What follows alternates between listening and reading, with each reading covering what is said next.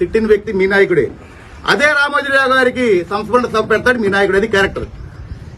చంద్రబాబు గారి సతీమణి భువనమ్మని అనరాని మాటలంటే ఆ రోజు మీ నాయకుడు వైసీపీలో ఉన్నాడు, మా నాయకుడు వైసీపీలో ఉన్నాడు. మగోళ్ళ మా నాయకుడు ఖండించాడు. మీ నాయకుడు ఖండించలేదే? ప్రశ్నిస్తున్నావేంటే మాధవ్? మంత్రి అవసరం లేదు, బాధ్యతగా ఎమ్మెల్యేని గర్వంగా చెప్పుకుంటా మా నాయకుడు శభాషని చెప్తా అవినీతిని మరక లేకుండా పరిపాలన చేస్తున్నాడు మా గన్నవరంలోని తెలియవత నాయకుడిగా నేను గర్వపడతా చెప్తా. మీరు మీసం చెప్తే అడగండి, నేను సవాల్ విసురుతున్నా. సాక్ష్యాధారాలతో మీ నూజీడు వస్తా, ఏదైనా మీ ముందు మాట్లాడతా. మా నాయకుడి మీద ఏదైనా ఆరోపణల నుంచి మాట్లాడండి. పత్రికల్లో బగ్గుమన్న తెలుగు తమ్ముళ్ళు, బగ్గు ఎవరి మీద బగ్గుమంటారు? వైసీపీ వాళ్ళు డబ్బు దోచిపెడితే మీ నాయకుడి మీద బగ్గుమనండి. ఏమండి మంత్రి గారు రోజు మీ చుట్టూ పనులు చేసుకెళ్తున్నారు, వాళ్ళు ఎవరని బగ్గుమనండి. ఐఐటీలో క్యాంటీన్ కాంట్రాక్టులు వైసీపీ వాళ్ళు దొబ్బేస్తున్నారు, మాకేం చేయట్లేదని బగ్గుమనండి. ఇంకా అక్రమైన రాత్రులు మన మట్టి దోచుకెళ్లిపోతున్నారని బగ్గుమనండి. ఇంకా గన్నవరం నియోజకవర్గం, పెనలూరు నియోజకవర్గంలో వైసీపీ వాళ్ళు ఇంకా ఆర్థికంగా బలపడుతున్నారు, మన నూజివీడు నియోజకవర్గంలో తెలుగు తమ్ముళ్ళు బలపడట్లేదు అని మీరు బగ్గుమనండి. ఎందుకు బగ్గుమంటారు? ఎవరి మీద బగ్గుమంటారు? ఇప్పటికైనా మీరు కళ్ళు తెరుచుకోండి. తెలుగు తమ్ముడు నూజివీడు పెద్దలకి, మండల పెద్దలకు కానీ పార్టీ పెద్దలకు గౌరవించి చెప్తున్నారు, మీరు కళ్ళు తెరవండి. మీ వెనకాల కార్యకర్తలు నలిగిపోతున్నారు, మాతో ఫోన్లు సంపాదిస్తారు. దయచేసి మీరు బగ్గుమనాల్సింది ఎవరి మీద? ఇక మీద నూజివీడు నియోజకవర్గ కార్యకర్తలు కాపాడుకోండి, ఆర్థికంగా బలపడేలా తయారు చేయండి. ఎవరు పడితే వాళ్ళు ప్రెస్ మీట్లు పెడితే మండల పెద్దలు ప్రోత్సహించొద్దు. మాధవ్ అనే వ్యక్తి భూగర్భ గనుల శాఖ మంత్రిని ప్రశ్నించాడు కదా. నేను మాధవ్ నీకు ఒకటే చెప్తున్నా, నీ మంత్రిని బాధ్యతగా ఉండేలాగా చూసుకో అయ్యా. నువ్వు అది ఎదుటి శాసనసభ్యుడిని నువ్వు మాట్లాడే స్టేజ్ నీది కాదు. నా తెలుగుదేశం పార్టీలో, నా తెలుగుదేశం కమిటీలో ఒక చిన్న కార్యదర్శి పోస్టు కూడా విమర్శించే స్థాయి కూడా నీది కాదు. ఇంకోసారి మళ్లీ చెప్తున్నా, గన్నవరం నియోజకవర్గం శాసనసభ్యులు ఏ రోజు నూజివీడు నియోజకవర్గంలో వేలు పెట్టిన దాఖలాలు ఉన్నాయా? మంత్రి గారికి మా నియోజకవర్గంతో పని ఏంటి? అంటే మా మాజీ శాసనసభ్యుడితో ఆయన లింకులు ఉన్నాయా? నాకు నేను అనుమానం వచ్చి అడుగుతున్నాను. ప్రతిదానికి మా గన్నవరం నియోజకవర్గంలో వైసీపీ వాళ్ళతో ఏంటి ఆయనకి పని? ఇంకా సాక్ష్యాధారాలు ఉన్నాయి. ఇవన్నీ ఇప్పుడు ఆ రోజు ప్రమాణ స్వీకారం రోజు ఆ కాంట్రాక్టుల సంగతి ఏంటో ఈ వేబిల్లులు కూడా మీకు మీడియా వాళ్ళకి ఇస్తాను. నిన్న ప్రెస్ మీట్ లో మన తెలుగుదేశం పార్టీ కుటుంబ సభ్యులు పాపం తెలియక ప్రెస్ మీట్ పెట్టేశారేమో, దయచేసి అర్థం చేసుకోండి. లారీలు, పట్టుబడిన లారీలు, కడియాల సతీష్ అనే వైసీపీ వ్యక్తి లారీలు, వేబిల్లులు ముసునూరు మండలం చిల్లబోయినపల్లి గ్రామం. ఈ లారీలు పట్టుబడితే ఆదరా బేదరా మంత్రి గారి అనుచరుడు లింగంనేని పేరేంటండి, లింగంనేని కిషోర్, కడియాల సతీష్ ఆ కారేసుకు వచ్చారు. మా మంత్రి గారి లారీలని వాళ్ళు చెప్తున్నారు. మరి వైసీపీ వాళ్ళ ఈ లారీలు మంత్రి గారియా? ఇంకొకసారి గనక నా తెలుగుదేశం పార్టీ వాళ్ళకి నేను అర్థమయ్యేలా చెప్తున్నాను, కొంచెం జరిగేయన్ని పూర్తిగా వాస్తవాలు తెలుసుకుని మీరు మాట్లాడితే బాగుంటుంది. కనీసం మన నూజివీడు మా తెలుగుత కార్యకర్తలు కూడా కొంచెం ఆర్థికంగా బలపడేలా మీరు మంత్రి గారి మీద బగ్గుమంటారని ఆశిస్తూ, ఇక మీద సాక్ష్యాధారాలు కావాలన్నా తెలుగుత అధ్యక్షుడిగా నేను ఎప్పుడూ రెడీగా ఉన్నాను. ఆధారాలన్నీ పూర్తిగా ఉంటాయి నా దగ్గర. బొద్దనపల్లి గాని, గొల్లనపల్లి బోర్డర్లో తోటపల్లి దగ్గర రాత్రిపూట జరిగే మైనింగ్లన్నీ దగ్గర వాస్తవాలన్నీ ఆధారాలు ఉన్నాయి. నన్ను నూజివీడు రమ్మన్నా సరే, మీరు నా దగ్గర గన్నవరం వచ్చినా సరే, మన తెలుగు తమ్ముళ్ళు ఏది వైసీపీ వాళ్ళు అయితే నేను లెక్క చెబుతున్నాను. తెలుగు తమ్ముళ్ళు కాబట్టి కూర్చోబెట్టి మాట్లాడతాను, అన్ని వివరంగా అర్థమయ్యేది చెప్తాను.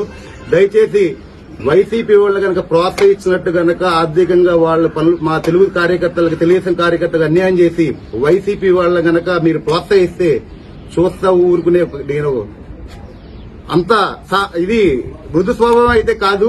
మేమైతే పోరాటం చేస్తాం. మా నాయకుడితో మొహమాటం లేకపోతాం. మా నాయకుడు ఈ రోజు కూడా తెలుగుదేశం పార్టీ కుటుంబ సభ్యులకి ఆర్థికంగా ఉన్నతంగా అవడానికి వర్కుల పరంగా గానీ, ఉద్యోగాల పరంగా గానీ, మొన్నే జాబ్ మేళా పెట్టి 2000 మందికి ప్రత్యక్షంగా ఒకే రోజు ఉద్యోగాలు ఇచ్చి ఇంకా 500 మంది 3వ స్టేజ్ లో ఇంటర్వ్యూలో ఉన్నారు. డెవలప్మెంట్ అని నేను ఎక్కడ రమ్మని చెప్తా.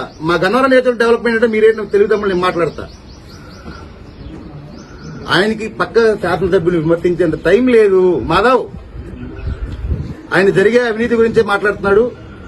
అది తెలుసుకుంటే బాగుంటుందని మీడియా ముఖంగా వాళ్ళు ప్రశ్నిస్తున్నారు. Thank you. ఎమ్మెల్యే గారు అడిగితే మంత్రి గారు నేను రిజైన్ చేపిస్తాను, అది నాకు తెలియదని చెప్పాడు మంత్రి గారు. ఇదేంటండి? అంటే ఓవరాల్ గా ఏం చేస్తా ఉన్నారు మీరు? ఇక్కడ ఉన్నటువంటి వైసీపీకి నాయకులు మీ అనుచరులతో కుంభక్కై తెలుగుదేశంలో నాయకులతో కుంభక్కై ఏదేదో చేస్తా ఉంటే గన్నవరం నియోజకవర్గంలో తెలుగుదేశం పార్టీని బలహీనపరిచే ప్రయత్నం అని చెప్పి ఈ ప్రెస్ మీట్ లో ఉన్న అందరూ నాయకుల్ని ప్రశ్నిస్తా ఉన్నాం. అసలు మీ ఉద్దేశం ఏంటి? కష్టార్జితం కష్టపడి అమెరికాలో కష్టపడి ఇవాళ 120 కోట్లు ఖర్చు పెట్టి ఈ నియోజకవర్గంలో పార్టీని బలోపేతం చేస్తా ఉంటే అక్కడ వైసీపీకి నాయకుల్ని ఎంకరేజ్ చేసి మా నియోజకవర్గంలో తెలుగుదేశం పార్టీని బలహీనపరచడమే నూజివేడు నాయకుల ఉద్దేశమా అని చెప్పి ఈ ప్రెస్ మీట్ పరంగా ప్రశ్నిస్తా ఉన్నా. మీరు ఆలోచించండి.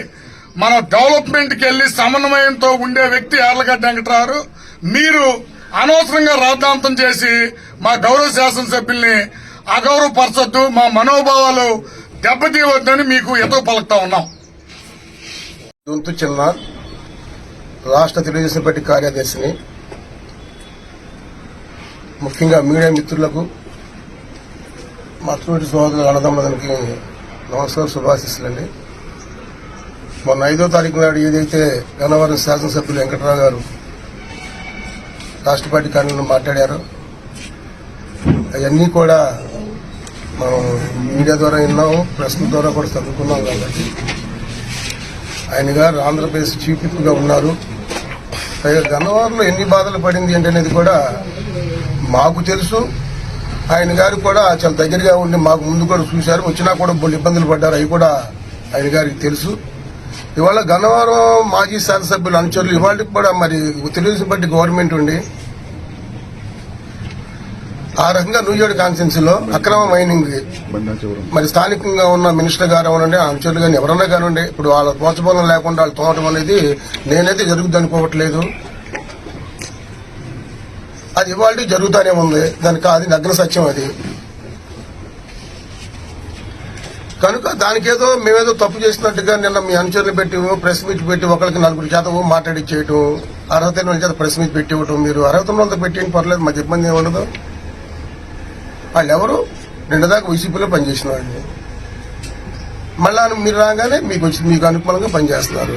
గతంలో ఎంతో మంది పనులు చేశారు, టీడీపీ నాయకులు పనిచేశారు, చాలా మంది చేశారు. ఏ పార్టీ అధికారులు ఉంటే ఆ పార్టీలో వాళ్ళు కొమ్ము గాయటం. ఇవాళ వాళ్ళ మీద కొన్ని ఎర్రచందనం చెక్క కేసులు కూడా ఉన్నాయి వాళ్ళ మీద. నాకు తెలిసి గతంలో నాకు ఐడియా ఉంది, దాని గురించి కూడా సరారా తీయాలి. ఇప్పుడున్న ప్రెస్ మీట్లు ఎవరైతే ఉన్నారో వాళ్ళు పూర్తిగా అవినీతికి అలవాటు పడిపోయారు. మినిస్టర్ గారి దృష్టికి వెళ్తలేదు నాకు తెలియదు, కానీ అయితే అక్కడ అవినీతి జరగట్లేదు మినిస్టర్ గారు కానీ మినిస్టర్ అనుచరులు కానీ అంటే దానికి అక్కడున్న స్థానికంగా ఉన్న తెలుగుదేశం పార్టీ ఇన్ఛార్జిగా ఉన్న మాజీ శాసనసభ్యుడు ముద్రపల్లి వెంకటేశ్వరరావు గారు ఈ ప్రభుత్వం వచ్చిన ఆ 7 నెలల కాలంలో ఆయన జరిగిన 3 నెలలు 4 నెలల కాల పరిమితిలో ఆయన ఎవరెవరికైతే ఆయన కంప్లైంట్ చేశాడనేది కూడా నా దగ్గర ఆధారాలు సహా ఉన్నాయి. అక్కడ మైనింగ్ విషయంలో ముద్రపల్లి వెంకటేశ్వరరావునే మాజీ శాసనసభ్యుడు ఎంఆర్ఓకి, ఆర్డీఓకి, కలెక్టర్కి లెటర్లు పెట్టారు. అది నా దగ్గర సాక్ష్యాలు సహా ఉన్నాయి.